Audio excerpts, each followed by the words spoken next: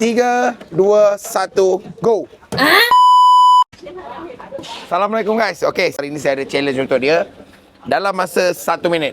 Okay, dalam masa 1 minit, kita tengok berapa ekor ketam yang dia boleh potong. Ready 3, 2, 1, go.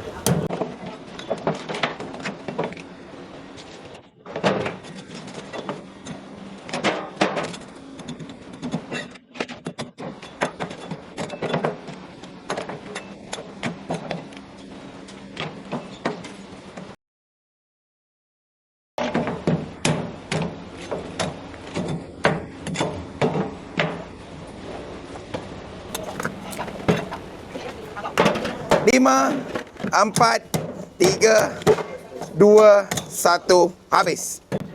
So you all nampak tak? Berapa ekor tadi? 3 ekor. 3 ekor setengah lah. 3 ekor setengah. Dalam masa 1 minit, 1 set ketam untuk yang you all order dah boleh settle. So ini baru dia potong. Dan lepas potong dia akan cuci lah. Okay. So kebiasaannya dalam 1 minit boleh siap untuk 3 ekor. 3 ekor dan ke atas. Okay. So stay tune untuk next content. Bye bye.